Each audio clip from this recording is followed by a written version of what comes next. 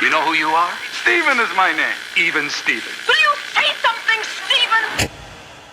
Stephen Orhouse Media. The following episode will contain references to stories and characters that may cause sudden and uncontrollable feelings of nostalgic joy and wonder. Listener discretion is advised.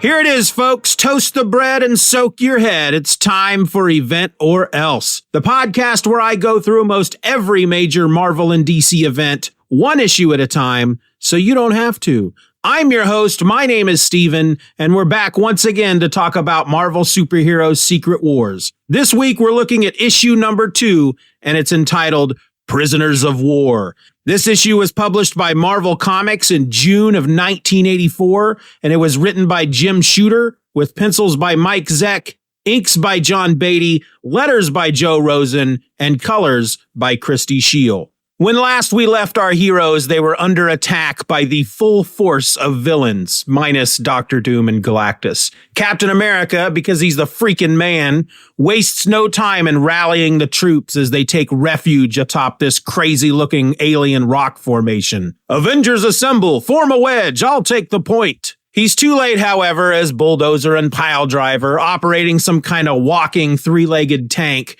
blow up their rocky perch, scattering the heroes hither and yon. Captain America's not down for long, however, because again, he's the freaking man, and he calls to the Hulk. We need time to regroup. Buy us 2 seconds. The Hulk, in the meantime, is being slammed in the chest by one of the tank's blasters. Amazing. High-energy electron beams. They hit like Thor's hammer.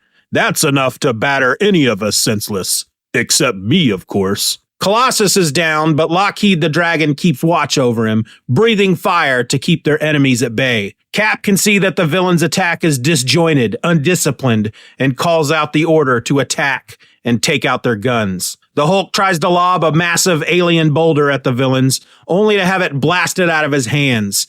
Reed Richards, Mr. Fantastic, forms himself into a human plastic shield to keep the shrapnel from pelting Professor X, Rogue, and Hawkeye, who are all three down for the count. The villains push forward, and we see that Nightcrawler and Storm have joined the ranks of the fallen. Kang, leading this collection of evildoers, laments the loss of Doctor Doom, who would have come in handy in the fight. How unfortunate that I had to slay him, he says aloud, reminding the reader of Doom's supposed fate from the previous issue. But we know better, don't we? Doom survived, and at this very moment, he flies alone across the alien landscape of Battleworld, reminiscing about many of the more important story points from issue number 1. Eventually, he finds his prize, Galactus, still sound asleep where the Beyonder had dropped him. Then suddenly, in one of those cases of perfect timing that only seem to happen in works of fiction, Galactus wakes. And being somebody who doesn't lumber to their feet like I do when I trip over my own shoes, he levitates gently into a standing position and sets off across Battleworld. Doom tries to get his attention, but Galactus is having none of it, ignoring him like nothing more than the buzzing of a gnat. And so, with little else to do, Doom makes his way back to the Citadel where the villains hang their hats. He's met by security drones, but takes them out without breaking a sweat, before blasting the master defense control. He makes his way deeper into the Citadel to discover the inert body of the mad robot Ultron, who, Doom reminds us, was neutralized by Galactus in the previous issue. Gazing down upon the robot's adamantium body, Doom begins to scheme. In fact, if Doom had a thin, curly mustache attached to his mask, he'd definitely be twisting it right about now. Back at the battle, things begin to turn around for our heroes. Thor takes out Kang, the Wrecker, Thunderball, and the Lizard with one blow of his mighty hammer, as the Hulk and Cyclops work together to take out the three-legged tank. She-Hulk goes toe-to-toe with the Enchantress, knocking the evil goddess out cold with one punch, as Dr. Octopus, the Absorbing Man, the Wrecker, and Molecule Man flee, leaving the Enchantress, Thunderball, Piledriver, Bulldozer, and Kang behind to be taken prisoner by the heroes. With the battle won, Cap lets him go, feeling that now might not be the best time to divide their forces. Instead, he sends Storm off to search the surrounding area for a defensible shelter. Storm acquiesces, and as she flies off, she's thinking to herself that the air is thick on Battleworld. Thick, yet easy to manipulate, as if the Beyonder deliberately sought to provide ideal fighting conditions. Soon, Storm leads the heroes with their prisoners in tow to their new home, a fortress that Iron Man describes as being bigger than the Pentagon. Bigger than 54 and a half Pentagons, I'd estimate, the Hulk corrects him. It's then, as the heroes enter their mammoth abode, that Colossus realizes that he hasn't seen Lockheed since the battle. He's pretty worried about the dragon. After all, Lockheed belongs to his one true love, Kitty Pryde, and he knows it's going to break her heart if they return to Earth without him. Wolverine, ever the supportive friend, tosses back, "What makes you think you're ever getting back, kid? Forget the dragon." Not cool, Wolverine. Not cool. Sometime later, Reed reports to Captain America that he's got all the prisoners in the fortress detention area, which, he explains, is very humane. It's basically a form of psychostasis that works by controlling aggression through brainwave manipulation. He also explains that he found a healing device, a cell regenerator, in which he's placed the Enchantress. Sure, she's an Asgardian goddess and all that, but she took quite the fresh one from She-Hulk, and Reed worries about a possible concussion. Cap's more than a little satisfied over the report, and then calls everybody together for a quick meeting. Because after all, there's two things Cap loves more than anything: punching Nazis and giving speeches, and currently there ain't no Nazis around. And so, with all the heroes present, Cap ignores Wolverine's insistence that they go out there and finish the villains off once and for all, and explains that they have the advantage now, and they shouldn't waste it by searching a planet for the remaining group of bad guys. Instead, he sends Iron Man, the Human Torch, and Thor to go out and fly about the perimeter, ensuring that they have a secure area within a 100-mile radius. "You're nuts, Flagman," Wolverine says, appearing in his first scene without claws. Elsewhere, in a fortress that looks a bit like a tuning fork, Magneto broods, gazing out at the thick pink spaghetti that makes up much of the ground surrounding the Master of Magnetism's new crib. But enough about him. Let's instead join Dr. Octopus, the Wrecker, the Absorbing Man, and the Molecule Man as they make their way back to their citadel, tails tucked between their legs. There at the front door, waiting for them with his arms crossed before his metal chest, like an armored father waiting for his out-too-late teenage daughter, is Dr. Doom. The others are none too happy to see him, and they're fixing to tear him a new one when they're suddenly interrupted by fiery death raining down from above. Ultron, newly reactivated and reprogrammed to follow only Doom, stands sentry above them. "Ah, who gives a hoot?" says the Absorbing Man. "I need meal and sleep. You want to be in charge, Doom?" "Okay by me." Once inside, Doom turns his attention to Owen Reese, the Molecule Man, hoping against hope that Owen was not inconvenienced by Ultron's violent greeting. "Well, being absolute master of molecules, I can just assimilate molecules when I want, so I never have to be hungry, and I can just shoo away dirt molecules, so I'm always nice and clean. But I am tired." "I have prepared a special chamber for you. I hope you like it." "If not, I can always reconstruct the molecules." The Absorbing Man asks the Wrecker why Doom appears to be playing up to the little jerk, and the Wrecker whispers to him to keep it down, as the Molecule Man is probably the most powerful of all of them. What with being able to control molecules and all that. I mean, that ain't no little thing. As the other villains head off to eat, Doc Ock stays behind to grill Doom about his plans and ask about what happened to Galactus. Galactus, Doom shows him on a massive screen, is chilling atop a mountain, doing absolutely nothing at all. As far as his plans, well, Doom ain't saying. Later, as night sets in, a mysterious figure floating gently on lines of magnetic force creeps into the hero's fortress, or hero base, as I'm going to call it from here on out. It is, of course, Magneto, and as he stalks the lonely corridors, elsewhere in hero base, She-Hulk and the Wasp share a moment over a mutual fear of the unknown. And as Magneto finds his way into the hero base power station, Reed Richards and Cyclops share a moment over a mutual yearning for absent wives. As they're talking, Ben Grimm, also known as the Thing, finds himself eavesdropping while out for a walk. He refers to Cyclops in his head as that skinny kid from the X-Men, which makes absolutely no sense. Cyclops is by no means in this book a skinny kid. He's a broad-shouldered, muscly dude, just like the rest of them. Well, those that are dudes. Meanwhile, back at the power station, Magneto manipulates the flux of the fusion generator in order to create an impending catastrophe that will then cause a distraction so that Maggie, yeah, they sometimes call him Maggie, can attain his ultimate goal. Elsewhere, Spider-Man and the Human Torch are hanging out when Spidey's spider sense goes off, warning him of danger. His spider sense is so acute that he can tell that the danger is coming from the direction of the power station, and so he swings off to investigate while the Torch heads out to get help. The heroes arrive to find that Magneto has made quick work of Spider-Man.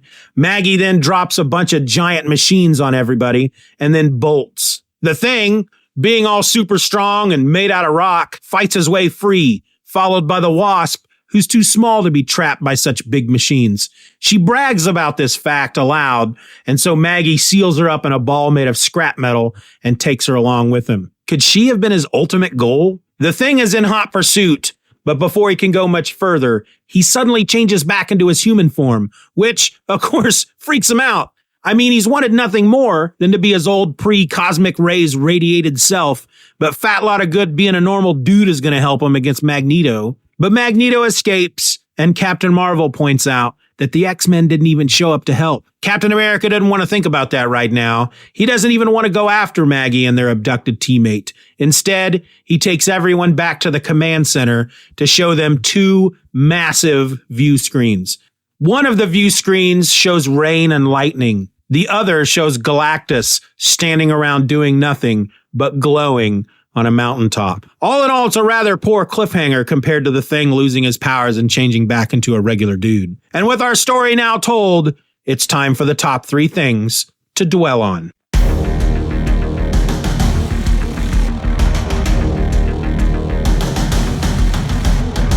The top 3 things to dwell on are 3 moments in the book that I feel need to be given just a bit more thought.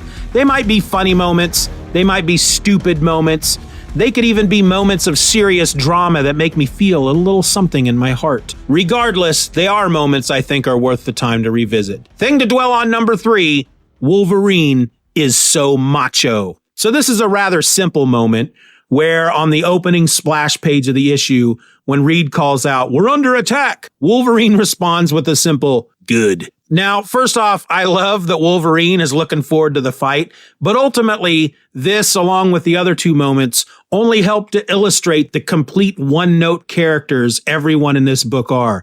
And really, they need to be to tell this type of story. More on that as we continue. Thing to dwell on number 2, She-Hulk goes Valley Girl. So this is during the first battle, and She-Hulk is taking on the Enchantress. And once she realizes that she doesn't need to hold back against her, she punches her incredibly hard in the chin as she's saying, "Oh, wow, that was like tubular, to the max." Now, She-Hulk is not a Valley Girl. I'm assuming she's just making fun of the fact that Enchantress has long blonde hair and looks like the type of Valley Girl you would see hanging out on the beaches in Malibu. It's just one of those character traits of She-Hulk where she likes to fight and she likes to crack wise while doing it. And I found it very funny. Thing to dwell on number 1, Spider-Man finds the fun in everything. So after Spider-Man goes off toward the power station to find out what set his Spidey sense off, Human Torch sets out to get help. Well, when the help arrive, we see Spider-Man bouncing through the panel wrapped up in a steel ball made of scrap metal. It doesn't completely surround him. We can see his head and his legs and his arms sticking out. But as he's bouncing by, he's saying, "Woohoo! Guys, it's Magneto!" Which, in this life-threatening situation, he's treating it like he's on a roller coaster. Like he's in some kind of carnival ride. He's just having a ball. And it's just one of those things about Spider-Man that does ring true to form. And like the other 2 examples, It's the one big character trait that most folks who know Spider-Man know that about him. He doesn't take a lot of things seriously. And I feel that these three moments just prove that what Jim Shooter is doing here in this book is he doesn't have a lot of time in this series to develop any character arcs. This book is not about making the characters grow and learn lessons and become something better than they were when this story started. So in many cases, he's just latching on to that one characteristic that everybody kind of knows about each character, and he's just sticking to it. He's just riding that character trait to the end. Wolverine is kind of a jerk, and he wants to fight, and he's a scrapper. She-Hulk also likes to fight, but she also likes to crack a little wise while she's doing it. She enjoys roughing people up. It's something that she seems to have a lot of fun with. Spider-Man just doesn't take a lot of stuff seriously, and therefore has no problem enjoying being thrown across the room while encased in a big steel scrap metal ball. And those were the top three things to dwell on. Which means that now we come to that time in the show where I just wrap it all up and tell you how I feel about the book in general. Again, like the first issue, this was fun. There's not a lot of depth to this tale. This is a summer movie, big budget extravaganza that somebody like a Michael Bay might direct and that Will Smith might star in. That's really all there is to it when it comes to this story.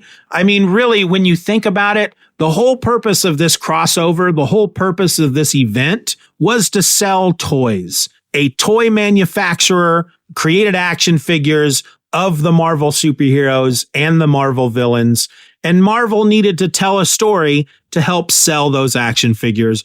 And that's all that Secret Wars is. And so far, they're hitting every nail right on the head, and I'm enjoying the crap out of it. And that's really all I have to say. So join us back here next time when we attempt to answer the question, why might the Wasp want to make out with Magneto? That's coming at you next week in episode number 3, Tempest Without, Crisis Within. Be there or find yourself floating home. Wait, that's not quite right.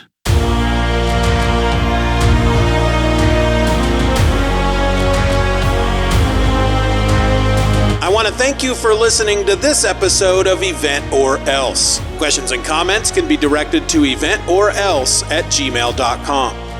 If you enjoyed the show, you can help to boost our presence online by leaving a rating or review on your favorite podcast app. I also invite you to join our subscription program, Stephen or Else Beyond. And in return, you'll get episodes of Event or Else along with every other podcast under the Stephen or Else umbrella, early and ad-free. Check out the link in the show notes or just go to eventorelse.com to join today. Event or Else is a presentation of Stephen or Else Media. For more nerdy content just like this, check out stephenorelse.com.